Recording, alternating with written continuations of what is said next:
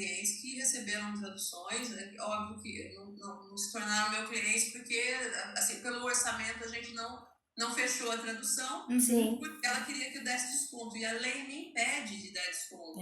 Está escrito lá na lei, inclusive, que eu posso perder meu cargo fazendo isso. Esse agora, é um ponto muito interessante da gente falar, porque rola muita dúvida, né, com relação a isso. Como que cobra a tradução juramentada, né? Tem uma tabela, que você falou, né, que tem um órgão que regulariza toda essa profissão. Então, conta um pouquinho pra gente. Vamos pensar hierarquicamente no Brasil, como é que funciona. Nós temos o governo federal, né? Ele atua em algumas partes da legislação naquilo que diz respeito à atuação, né, do tradutor público ou a tradução pública de uma maneira geral a nível nacional. Entretanto, delega, né, para os estados alguns detalhes a respeito disso, como, por exemplo, concursos e a confecção das tabelas. Isso tudo está ligado ao Ministério da Economia, né? Dentro dos estados, então, as juntas comerciais do estado. Então, a cargo de quem está fazer a divulgação das tabelas, né? E essas informações, elas estão todas disponíveis e de fácil acesso no próprio site da Junta Comercial do Estado. É só entrar lá, tem uma aba lá, está escrito leiloeiro, tradutores leiloeiros, clica lá, e aí a pessoa pode lá ter acesso à legislação. Exato. A legislação federal também está lá, a busca pelos tradutores do Estado está lá, a tabela em vigor está lá, então tudo está lá disponível para quem deseja buscar informação, né? Para quem não conhece, a junta do nosso estado é a JUSESP, né? Isso, a JUSESP. A Junta Comercial do Estado de São Paulo. Cada estado tem uma, aqui de São Paulo é a JUSESP. Isso, e aí quem quiser, né, digita lá no Google JUSESP, já aparece lá o endereço da Junta Comercial. Exato. Então, a tabela que está divulgada ali, ela é atualizada anualmente no dia 1º de janeiro de cada ano. Então, uma vez por ano se atualiza essa tabela, porque ela é atualizada juntamente com os demais impostos do Estado. Então, as cobranças do Estado, ela tem uma unidade de medida, e a tradução juramentada também se pauta por esse mesmo valor, né?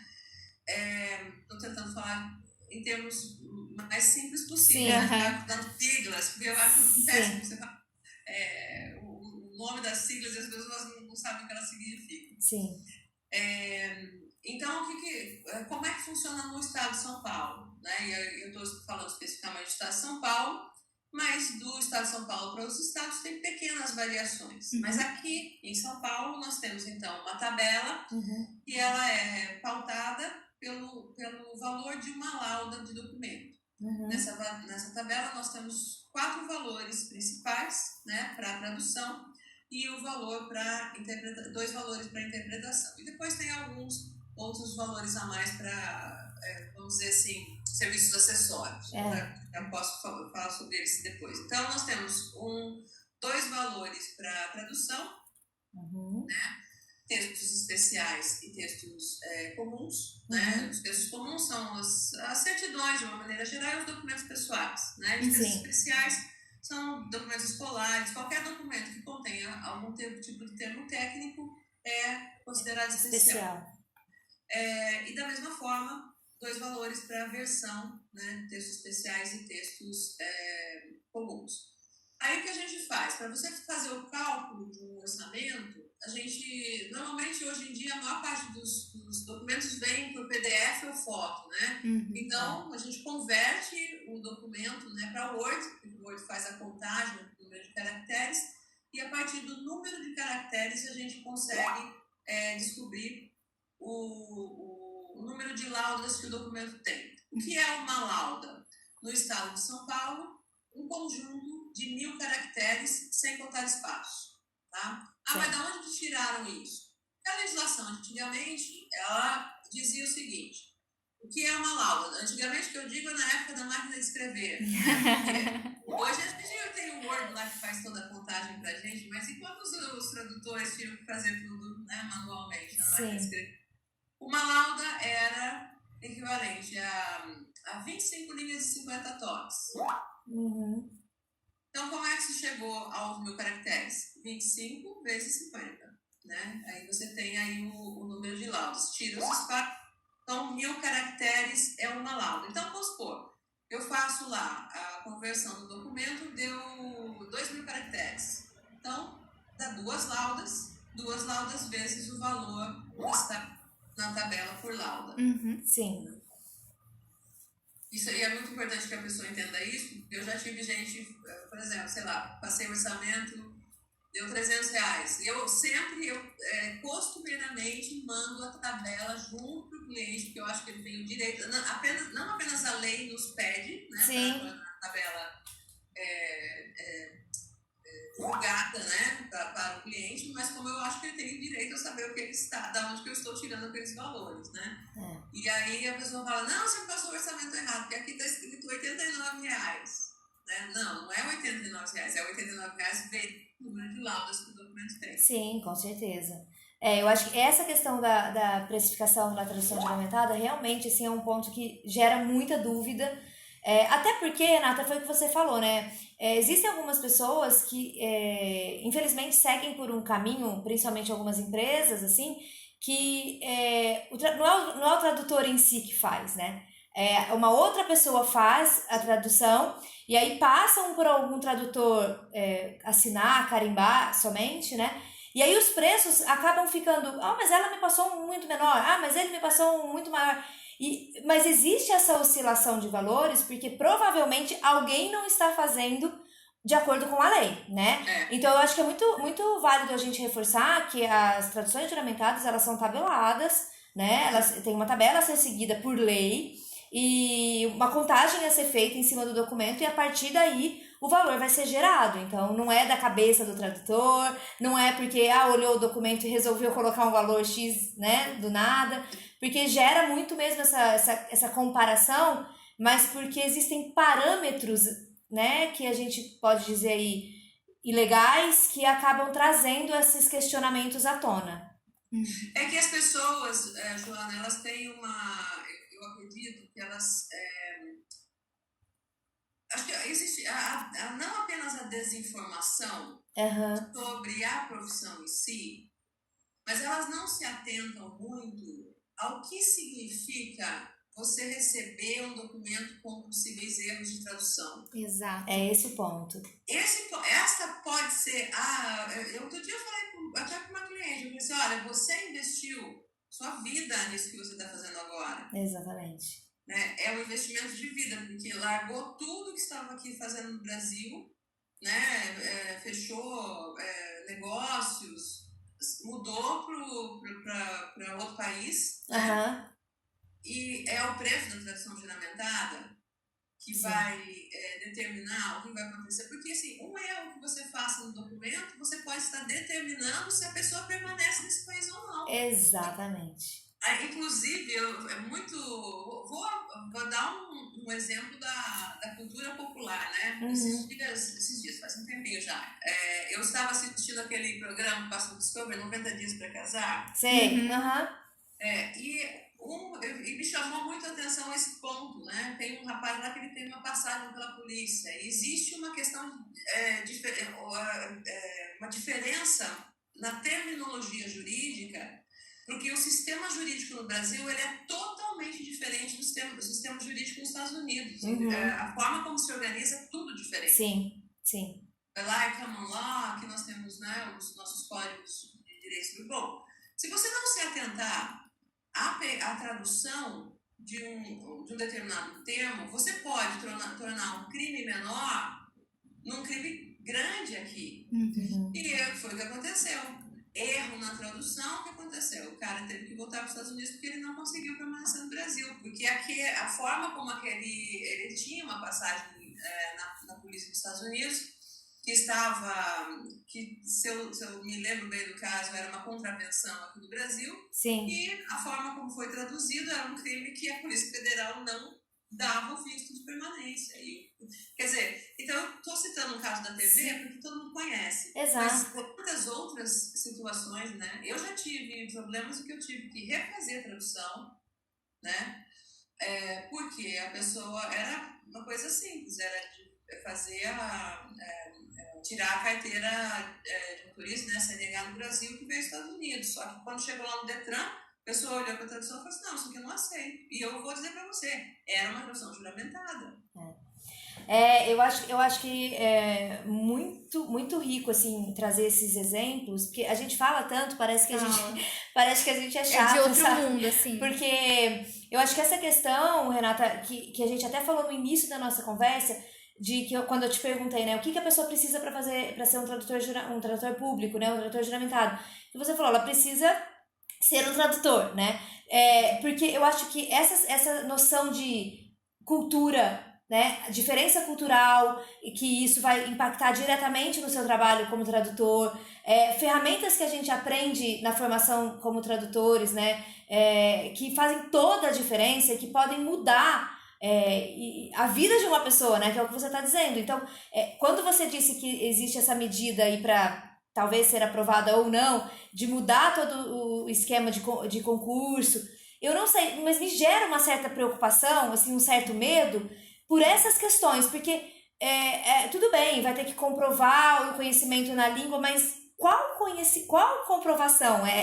Vai ser uma comprovação suficiente, né, para que essa pessoa tenha a consciência da importância do que ela está fazendo e de que não é apenas transpor de um idioma para o outro, mas outros fatores que vêm junto no pacote, como fatores culturais, linguísticos, ferramentas, enfim, né? E que a gente aprende na nossa formação e que uma outra pessoa que somente sabe o idioma, não.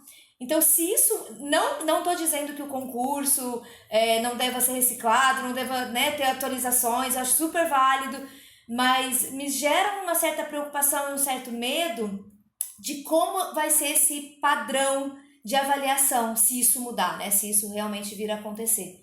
Você lembra que quando eu citei isso, eu falei que houve um grande alvoroço aí no ano passado por conta disso, né? Sim. E você toca, Joana, numa questão importantíssima, extremamente pertinente e justamente o ponto de vista, porque cada estado, a maior parte dos estados onde você tem tradutores juramentados, você tem também associações de tradutores, né? E no estado de São Paulo nós temos a TPS. Então, grande parte dos estados tem. São organizações, né, sem fins lucrativos, mas que representam os tradutores e justamente levam essas questões e estabelecem o diálogo entre os tradutores, as juntas comerciais e também junto ao governo federal. E isso foi exaustivamente debatido, né? Eles fizeram uma grande movimentação para tentar conter isso, ou pelo menos retirar a tradução juramentada da SMP, porque na verdade a MP não tem nada a ver com tradução juramentada, era a respeito da desburocratização da abertura de empresas no Brasil. Jogaram a tradução lá juramentada, não se sabe por quê, né? Eu vou evitar falar das minhas suspeitas, mas assim, que já imaginamos também, né? Então, essa foi uma questão bastante grande, porque assim, vamos pensar, é como se você dizer que qualquer pessoa pode ser um tradutor juramentado é a mesma coisa que você poder dizer que qualquer pessoa pode ser um tabelião. Ou um advogado. Exato, o poder que se atribui, que o Estado atribui fé pública. Exato. E essa questão, até vou tocar brevemente, porque a gente falou sobre as traduções certificadas, né, ou talvez notarizadas, a Certified Translation e a tradução juramentada, e aí nós temos a grande questão de diferença, né, porque nos Estados Unidos, na Inglaterra, na Austrália, nos países onde existe, né, a Certified Translation, não é assim também qualquer um vai fazendo. Sim. A pessoa, primeiro, ela tem que estar associada a uma associação de classe, normalmente bastante exigentes não é qualquer um que vai lá falar, sou tradutor, quero virar sócio dessa associação, que pode entrar. Você tem que fazer exames. Né? Você comprovar a experiência, você tem que passar por uma série de protocolos que vão permitir que você leve o selo como membro daquela associação. Com certeza. Então não é só assim qualquer um vai traduzindo. Então, primeiro, você tem que ser membro de uma dessas associações que tem um grau de exigência para acolher seus membros bastante alto. Até que equivalente ao concurso público. Sim, sim. Passando nessas avaliações, né, cumprindo esses protocolos, então você, membro da associação, que tem como comprovar que é membro dessa associação, faz uma tradução atestando que você é um tradutor profissional, atestando, né, certificando, dando a sua palavra de que esse documento é fiel ao original, né? Sim. E aí você ainda, depois disso, precisa ir a um cartório, um notary public, né, um notário nos países, né, onde elas são feitas, Austrália, Estados Unidos e Inglaterra, e é esta pessoa que vai dar fé pública ao documento. Exato. Porque daí ele vai olhar o certificado de tradução, vai olhar o documento, vai olhar o documento original e o traduzido, e olhando aquilo ali, verificar a sua assinatura. Então, quem atribui fé pública ao documento é o notário público, né? O equivalente ao tabelião nesses países. Ou seja, existe, então, uma autoridade a quem o Estado atribuiu fé pública validando. Com certeza. Com certeza. Aqui no Brasil, nós não precisamos disso. Por quê? Porque através do concurso público, o Estado atribui fé pública diretamente para o tradutor. Agora, você imagina, esse processo vai ser uma distribuição de fé pública, que é uma coisa seríssima. É muito sério. Enquanto você estava falando, eu falei, mas é muito preocupante, né? Porque, assim, Renata, sendo muito, muito sincera aqui no nosso bate-papo, me preocupa, inclusive nas traduções simples, isso. Sim. De qualquer pessoa sair fazendo tradução, sabe? Porque é o que você falou. É claro que o impacto e as consequências negativas têm a chance de ser muito maiores dentro de uma tradução pública do que numa tradução simples, mas ainda assim existem impactos negativos nas traduções simples também. Sim, uma tradução errada, uma tradução mal compreendida, mal feita, pode trazer consequências sérias para o negócio, pode anular parcerias, denegrir marca. A gente já pegou aqui textos para revisão que se a gente não tivesse revisado e tivesse chegado ao cliente final, teria sido uma catástrofe para a marca, sabe? Então, se isso já tem um peso e um impacto tão grande e uma preocupação aqui tão grande de qualquer pessoa sair fazendo tradução, na tradução simples, vamos multiplicar, triplicar essa preocupação e esse peso para as traduções públicas, né? Porque é muito preocupante, realmente. Que você emite como tradução, ela passa a ser um documento público. Essa que é a questão. Exato. Por exemplo, o que eu traduzo e que vai entrar no processo judicial, eu não preciso que ninguém valide.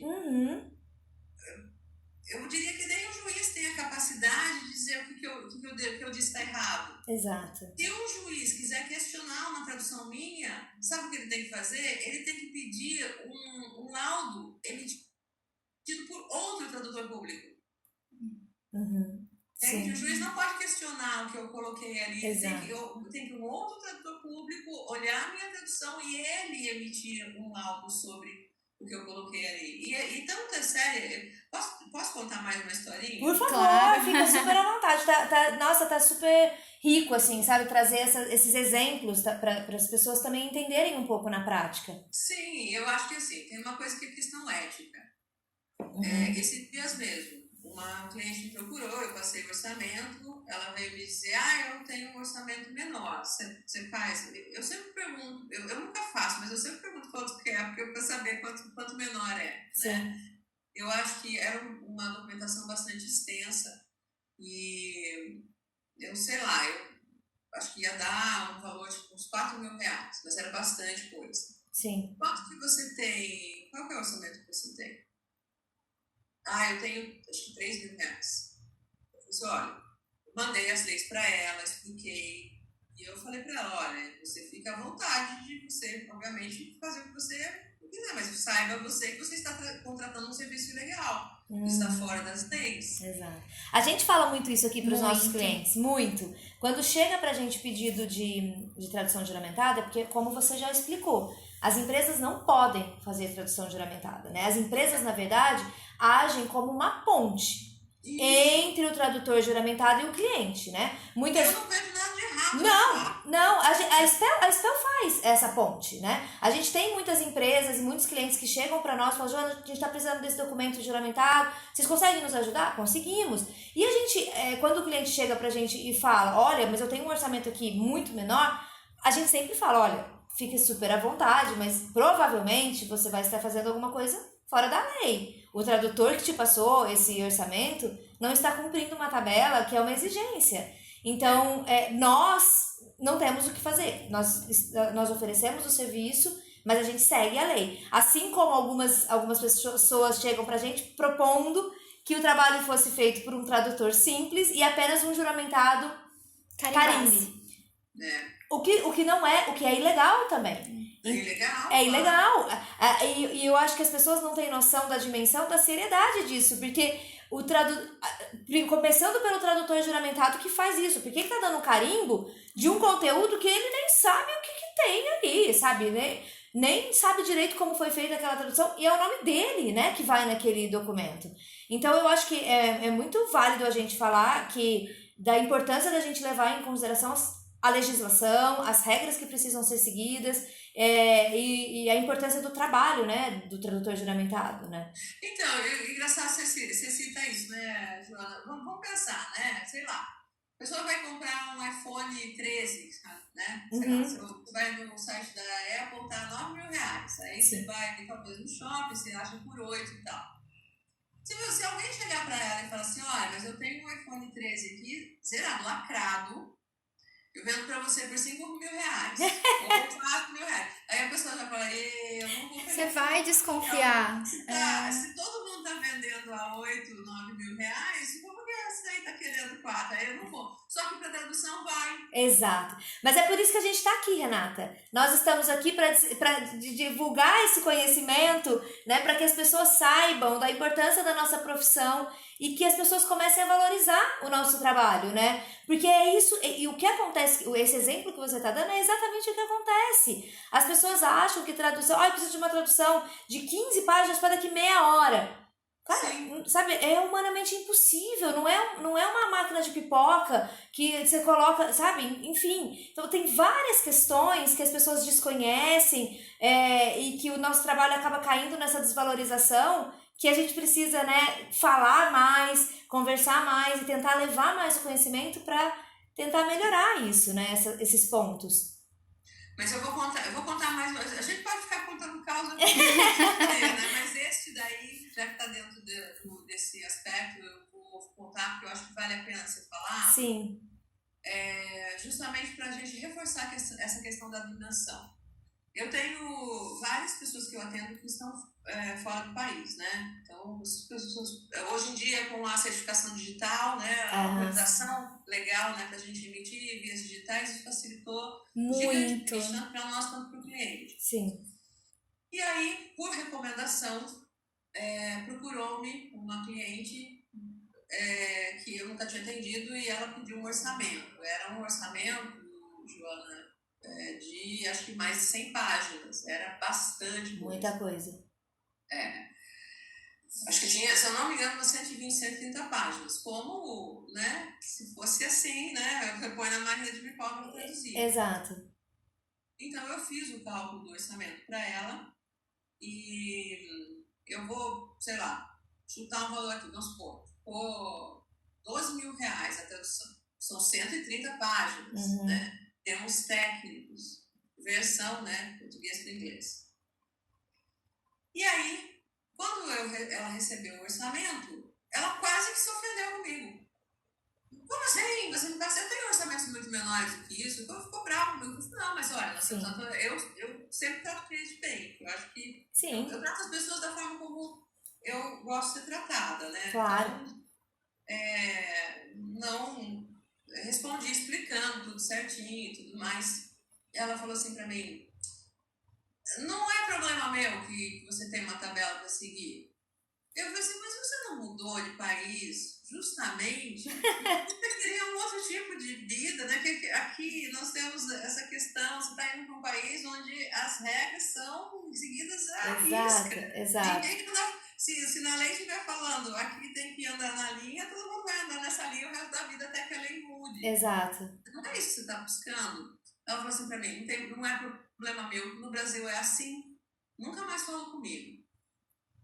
E aí, pouco tempo depois, eu fico sabendo da pessoa que me recomendou para ela. Ela falou assim, menina, você não sabe o que a fulana tá passando. Eu não falo o nome, você não sabe o que a fulana tá passando. Eu falei, por quê? Ela mandou, aquela tradução que ela conversou com você, ela conseguiu por R$3.000. Pensa, é uma diferença de mais de R$10.000. Sim. Por R$3.000, entregaram para ela em 2 dias. Nossa, gente. Joana, são 120 páginas de termos altamente técnicos. Já me dá uma gastura aqui. Eu falei, bom, jogou no Google Translator e pôs no papel e deu pra ela, né? Sim. Ela falou assim, pois ela recebeu essa tradução e ela tá tendo que refazer tudo. Porque não, tá ilegível. Aí disse que ela, eu falei, mas ela não reclamou? Reclamou, entrou em contato com a empresa que ela contratou a empresa, né? Sim. Falando sobre isso. E aí eles falaram para ela que ela então ganhou traduções de graça, que eles vão traduzir mais 3 documentos para ela de graça. Aí disse que ela respondeu que nem de graça ela quer. Que disse que está refazendo a tradução toda. Então você vê. Ela não gastou 12 mil, ela perdeu. Ela perdeu. É o clássico barato que sai caro, né?